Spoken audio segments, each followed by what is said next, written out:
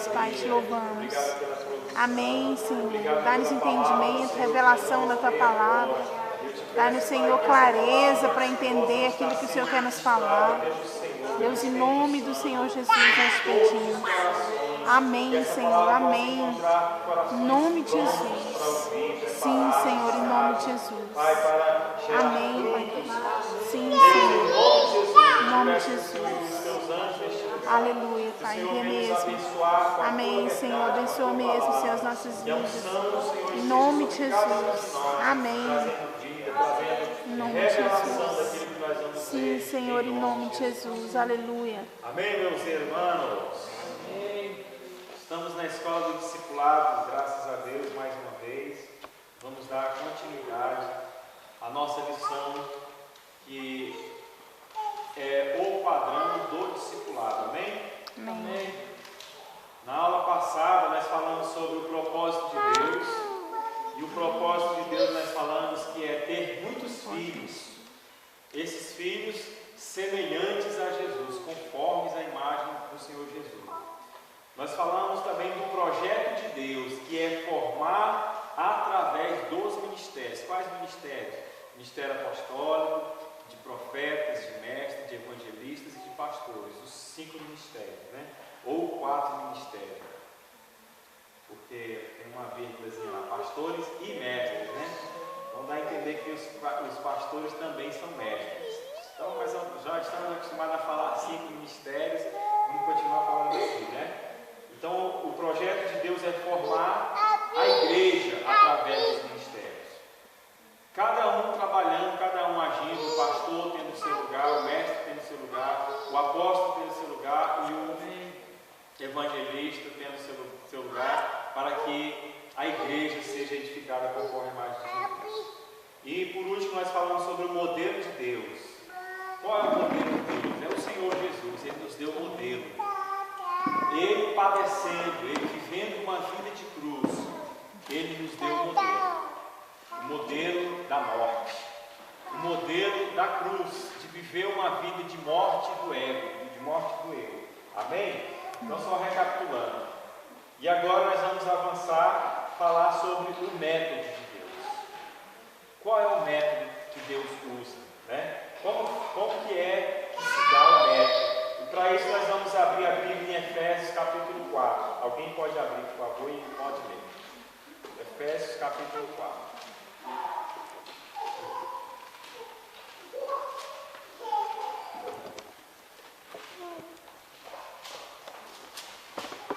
Quem achar?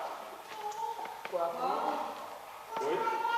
Pode ler. Logo vós, prisioneiros no Senhor, que andeis de modo digno da vocação a que foste chamado, com toda humildade e mansidão, com longanimidade, suportando vós uns aos outros em amor, esforçado vós diligentemente por preservar a unidade do Espírito no vínculo da paz.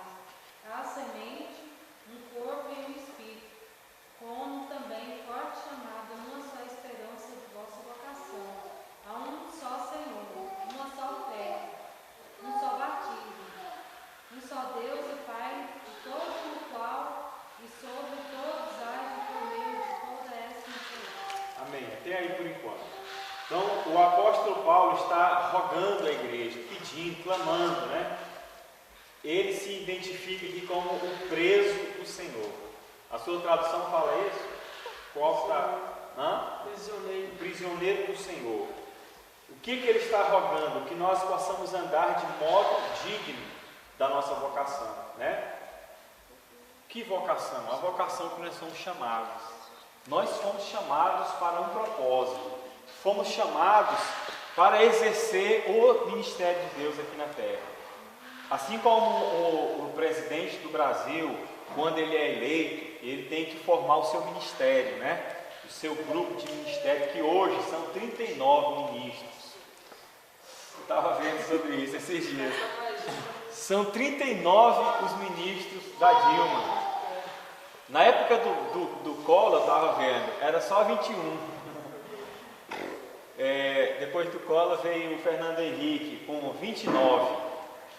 O Lula passou para 34 e agora a nossa querida presidente, a Dilma Rousseff, passou para 39. Irmão, se não para por aí não, vai inventar ministro para todo lado aí. Mas, voltando ao assunto, assim como o presidente ele tem os seus ministros, Deus também tem os seus ministros. Para que servem os ministros lá do Lula e da Dilma? Para a edificação do país, né? Para consolidar. Essa parte pula. Para pelo menos, né? Se espera que seja para o bem do povo, né? Para que o país venha progredir, venha crescer, para que não haja inflação e tal. Se organizar também. Se organizar. Para o país se organizar. E Deus, meu irmão, esse é o projeto de Deus. Ele tem os seus ministros também, que somos nós. Ele nos chamou, a vocação. Rogo-vos, pois, irmãos, eu, o preso do Senhor, que andeis de modo digno da vossa vocação. Assim como um ministro, ele tem que andar de modo digno, pelo qual ele foi chamado. Um ministro, ele tem que exercer a sua função de ministro. Deus, quando Ele me chama, quando Ele te chamou, Ele espera que você ande de modo digno da sua vocação, digno do seu chamado, digno da sua função de ministro. Amém? Então, o método que Deus vai usar é o meu exemplo e é o seu exemplo. Para isso. Esse é o método que Deus vai usar para a edificação da igreja, para a consolidação dos filhos de Deus, para que todos os filhos de Deus venham se parecer com Ele. O método que Ele vai usar é esse. Amém, irmão? Alguém aí abre 1 Coríntios capítulo 14, verso 16. Quem abrir pode ler. Então, o apóstolo Paulo ele fala assim: sede meus imitadores, como eu sou de Cristo. Amém? Sede meus imitadores. Esse é o método de Deus. É que as pessoas possam nos imitar. É que você possa ser imitado pelo seu discípulo. É isso que nós devemos fazer. O apóstolo Paulo ele chama a responsabilidade para ele. Quem leu, quem abriu pode ler. 14, 14, 16. 14, 16. De outra maneira, se tu bendizeres com o Espírito, como dirá o que ocupa o lugar de É 1 Coríntios? Então eu acho que eu vê o 11 1. Não, mãe. 11 1. 11, 1. E outra pessoa pode abrir Filipenses 3, 17. 11, 1. Vê o que está escrito aí, 11 1. Sede meus imitadores, como também eu de Cristo. Amém. É só isso, né? A outra pessoa abre Filipenses 3, 17. Sede meus imitadores, como também eu sou de Cristo. Esse é o método que Deus vai usar. Filipenses 3, 17. Sede também meus imitadores, e tendes cuidado, segundo o exemplo que tens em nós, pelos que assim andam. Amém. Sede meus imitadores, irmãos, e tendes cuidado. Por quê? Segundo o exemplo que tens. Segundo o exemplo que tem em nós. Pelo que assim andam. Pelo quê? Assim andam. Pelo que assim anda. Então, irmãos, o que Deus espera de mim e de você? É que eu seja o exemplo. Muitas vezes a Bíblia diz que o próprio Deus fala assim: por causa deles, o meu nome é blasfemado entre os gentios. Já viu essa expressão na Bíblia, né? Deus falando, por vossa causa, por causa deles, o meu nome é blasfemado entre os gentios. Por causa de quem? Vamos colocar para os nossos dias. Por causa de muitos crentes que não dão um bom exemplo, que não são testemunhas verdadeiras, que não andam de forma digna da vocação que foi chamado, como nós acabamos de ler. É por causa dessas pessoas que se dizem cristãos, que se dizem pastores, que se dizem apóstolos, por causa do mau testemunho que eles dão, o nome de Deus é blasfemado, a igreja é blasfemada, a igreja do Senhor. Então, toma uma água. Hoje eu tive um exemplo. Chegou uma menina lá, com a roupa daquela, né, xingando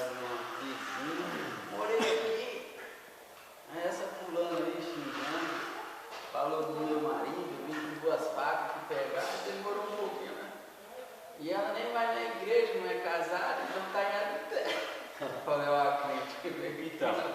Então a Bíblia diz, ó, por causa do meu nome é blasfemado. Aí quando alguém que não é crente chega para mim, para você, e aí fala, eu não vou não, porque o fulano diz que é crente e faz isso, o Beltrano do mesmo jeito. Aí qual que é a nossa reação?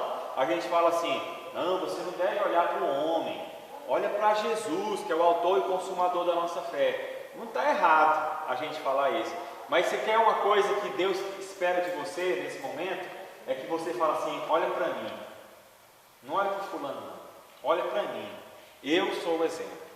Amém. Assim como disse o apóstolo Paulo, que nós acabamos de ler, sede, pois, meus imitadores, como eu sou de Cristo.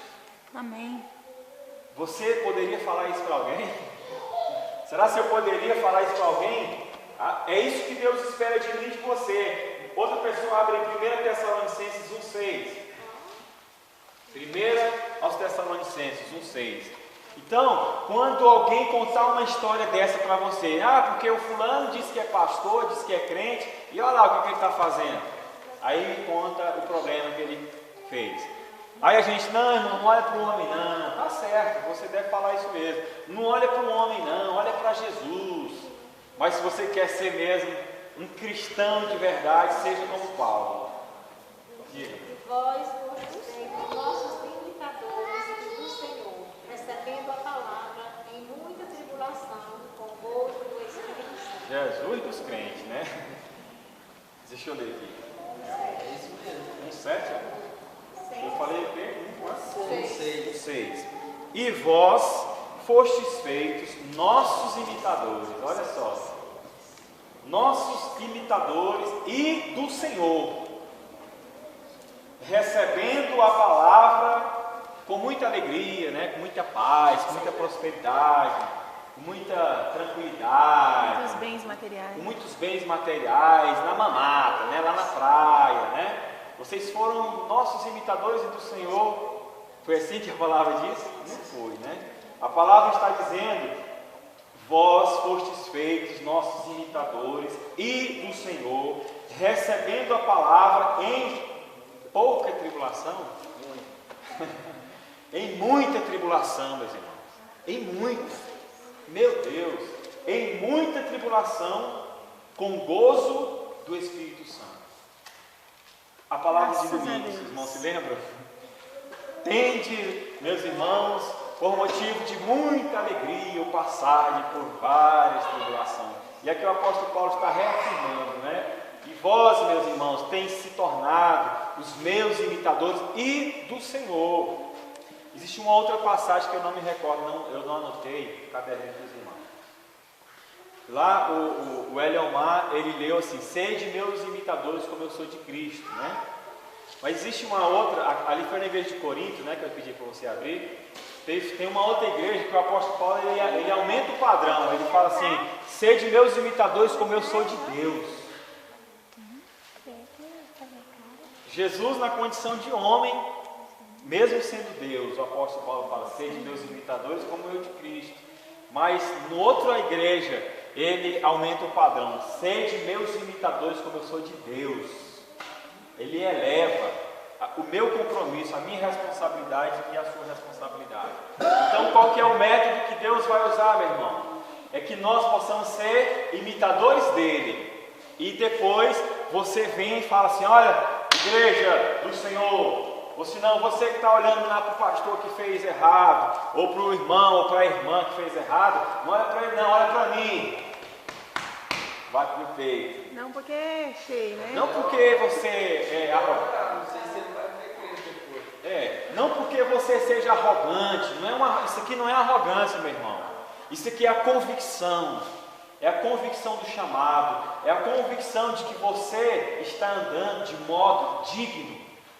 De modo digno da vocação com que você foi chamado. Quando você tem essa convicção, você fala assim, meu irmão, você quer, é igual eu já vi uma pessoa falar assim, prova que Deus existe. Se uma pessoa chegar para você e falar assim, vem, me prova que Deus existe.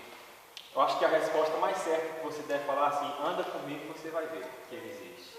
Agora talvez não tenha, talvez agora eu não posso te provar que Ele existe. Mas você quer que eu te prove que Ele existe? Anda comigo. Anda comigo. Quer dizer, venha me imitar. Venha andar comigo, você vai ver que Ele existe. Eu, como diz aquela frase, né? Hoje mesmo falei com Ele, né? Hoje mesmo falei com Ele. Aleluia. Então, meus irmãos, se eu te perguntar qual que é o método que Deus vai fazer, vai usar, o método numa simples palavra, entre aspas simples, numa palavra só nós podemos resumir que o método de Deus é o discipulado. O discipulado. Porque o discipulado é quando você transfere a imagem de Deus para o seu discípulo. Você transfere, nós transferimos a vida de Deus. A nossa responsabilidade, a nossa incumbência como cristão, como igreja, é transferir a vida que há em mim, que é a vida de Deus, para o meu próximo. Essa é a minha responsabilidade. As pessoas que andam comigo, eu tenho uma responsabilidade sobre aquelas pessoas. Não importa se é só na igreja, se é lá no trabalho. A minha responsabilidade é de transmitir a vida que há em mim para aquela pessoa. E principalmente para aquele que escolheu andar comigo, para aquele que escolheu estar, por exemplo, numa célula comigo, né? Você que é um líder de célula, você que é um líder de rede, você que é um pastor de 50 mil membros, amém. Pastor de multidões. Aleluia. Quem recebe? Diga amém. Vamos dizer amém? Amém. Aleluia. Então, meu irmão, você, o método que Deus vai usar na sua vida para que isso aconteça, para que Deus tenha muitos filhos semelhantes a Jesus, é o discipulado. Já viu que ó, nem o Manuel, também Pedro, tudo. Ele, não sei se ele era discípulo do cara ou de Deus, ou de Jesus, porque o cara saiu comum na igreja. Aonde? Na igreja que ele estava, na época que ele desviou. Sei. Entendeu? Aí fica meio difícil saber de quem que ele era discípulo. É verdade. Né? Então, se ele ensinasse os caras a ser firme em Cristo, foi firmado no cara, o cara saiu por ninguém. O que o apóstolo Paulo dizia? E o que nós falamos nas aulas anteriores? Na aula passada, se não me engano, nós falamos sobre isso. O apóstolo Paulo, ele fala assim: eu, irmão, quando eu fui ter com vocês, eu não usei de palavras de sabedoria humana. Para quê? Para que a vossa fé não estivesse firmada na sabedoria do homem. Mas quando eu estive com vocês, foi em demonstração de poder, em sinais, em milagres, em unção, em sabedoria divina. Para quê? Para que a fé de vocês se apoie no que é verdade. Agora, em quem que a pessoa, o líder, estava fazendo com que os seus membros se firmassem? Aí é onde está o problema. Não é isso? Então, aí o que poderia acontecer realmente era isso. Mas essa pergunta, isso que você acabou de falar, é o nosso próximo assunto. Como que nós devemos perceber um avanço? Porque o discipulado, ele tem que ter um avanço. A pessoa tem que chegar num nível, e à medida que o tempo for passando, tem que haver um avanço no discipulado. A pessoa não pode chegar um bebezinho, aqui está a Anânia, bebezinha, há um ano atrás ela não andava, né? Ela agora está falando, já está correndo para todo lado. Tem que ter um avanço.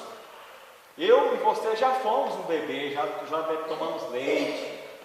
Tem que ter um avanço no discipulado, tem que crescer, haver crescimento. Vai ter um momento que agora você vai incluir ali um mingauzinho, né? Como é que é? Uma papinha, um feijão, um alimento. Vai haver um momento em que ela vai começar a entender melhor as coisas, que ela vai começar a andar sozinha. Antes ela só andava no colo, agora não, solta ela aqui, você vai ter que dar trabalho para segurar. Então, o discípulo, ele tem que avançar, ele tem que crescer.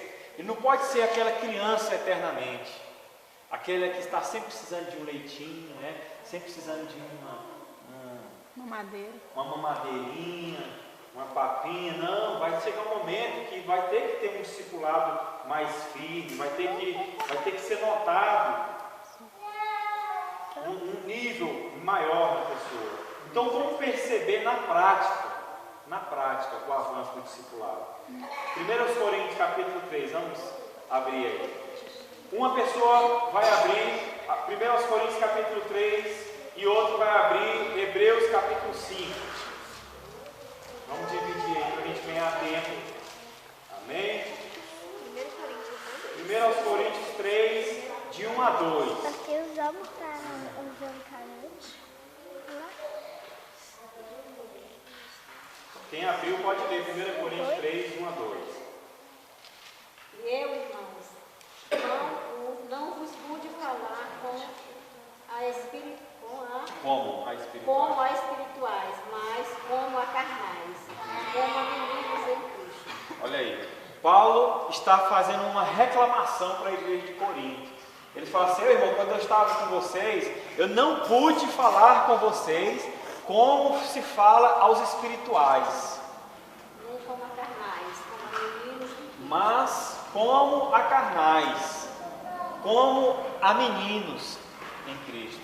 Eu, irmão, quando eu fui ter com você, eu não estava falando de coisas de homem, de adulto. Eu estava falando de coisas de neném, né? De criança, cantiga de roda e tal. Eu, quando eu estava com vocês, eu estava falando de coisas naturais. Por quê? Porque eu não pude. Ele fala que não pôde, né?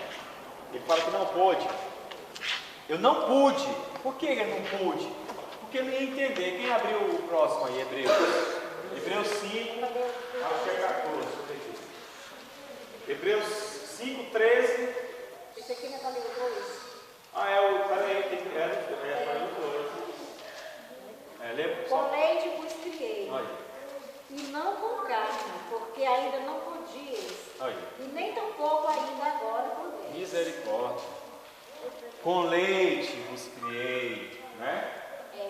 E não com carne. E não com carne. Porque ainda não podias. Porque ainda não podias. E nem tampouco ainda. E ainda agora não pode. Misericórdia. Nem ainda pode. Qual a idade que uma criança pode comer carne? 6 meses. 6 meses. 6 meses uma criança já pode comer carne, amém, irmão? 6 meses. Hã? Já vai virar carne. 6 meses a criança já pode comer carne, já pode começar a mudar a alimentação da criança. Agora o apóstolo Paulo está falando com um bando de adultos, uma igreja já, que ele fala assim: meus irmãos, eu queria estar alimentando vocês com carne, mas eu tive que dar leite. Eu fui aí, ele ia falar de outros assuntos com você, mas eu tive que falar como criança. Como fala criança: nenenzinha, vem cá, não, vai passar dor e tal, né? Chora não, bilu, bilu, né? Dá uma mamadeirinha, dá um pirulito para a criancinha acalmar. Vai lá, meu irmão, Hebreus 5, 13 e o 14. Ora, todo aquele que ainda se alimenta de leite não está experimentado na palavra da justiça, porque é criança. Mas o alimento sólido é para os adultos, para aqueles que pela prática têm as faculdades exercidas para discernir tanto o bem quanto o mal. Amém. A mesma coisa, né? Mas lê o próximo versículo que está falando mais algumas palavras mais duras. 14. Mas o alimento sólido é para os adultos. Não, é o próximo versículo, o 15. É o 6. É o 6. Ele continua falando a mesma coisa. Pode falar, pode ler. Pelo que, deixando os ensinos elementares da doutrina de Cristo, prossigamos para a perfeição, não lançando de novo o fundamento do arrependimento, de obras mortas e fé em Deus, e o ensino sobre batismos e imposição de mãos, e sobre a ressurreição dos mortos e o juízo eterno. Isso faremos, se Deus o permitir. Amém. Os irmãos perceberam que nós, como cristãos, nós devemos avançar? Quantos aqui concordam com essa palavra? Nós devemos avançar, meus irmãos. Nós não podemos, de novo, domingo, qual que vai ser a palavra da pregação do pastor domingo? Vamos falar sobre pecado. Mas de novo, vamos falar de novo que a pessoa tem que se arrepender. Vamos falar de novo sobre o batismo. Nós vamos falar de novo sobre a imposição de mãos. os velhos rudimentos do mundo, os princípios elementares da palavra de Deus, a doutrina dos anjos. Quem é maior, é Moisés ou é Jesus? É Maria ou é Jesus? De novo, vamos ter que estar explicando essas coisas. É o que ele está falando. Meus irmãos, eu queria estar avançando. Eu queria estar falando de coisas como no versículo anterior, aí, se eu não me engano, 12, depois que eu olhei antes de você ler, que ele fala assim, esse Melquisedeque que tem muitas coisas para me falar, mas vocês se tornaram tardios em ouvir, difícil de aprender. Esse Melquisedeque, eu queria falar dele. Qual que é o versículo? Capítulo 7, versículo 1. Não. Mas este Melquisedeque, rei de Salém, sacerdote de Deus. Não, eu acho que é o 12. Você deu o 13 e 14. Esse é o 12. Não. 5, Hebreus 5, 11. Não, acho que é o 10. Vê aí o 10. Hebreus 5, 10. Presta aqui, sabia? É que aqui. Hebreus 5, 10. Meu 10 não. Aqui ó, Hebreus 5, 10. Tendo sido por Deus chamado sumo sacerdote, quem? Está falando de Melquisedeque. Segundo a ordem de Melquisedeque, a este respeito temos muito que dizer, mas de difícil interpretação. Olha só, irmão, vamos prestar atenção aqui, ó. Olha só o que ele está falando. Verso 10. Tendo sido por Deus chamado sumo sacerdote, é Jesus. Segundo a ordem de Melquisedeque. A esse respeito temos muito que dizer, mas de difícil interpretação. Por quê? Porque fizeste negligentes para ouvir. Repete. Porque fizeste negligentes para ouvir. Por isso, irmão. Porque se fizeste negligentes para ouvir. Aqui fala tardios em ouvir. Tardio. Ele fala assim, meus irmãos, eu queria falar muitas coisas a respeito de Melquisedeque, mas é muito difícil de compreender, ele está dizendo. Olha só que coisa. É difícil de interpretação. Por quê? A razão é porque vocês negligenciam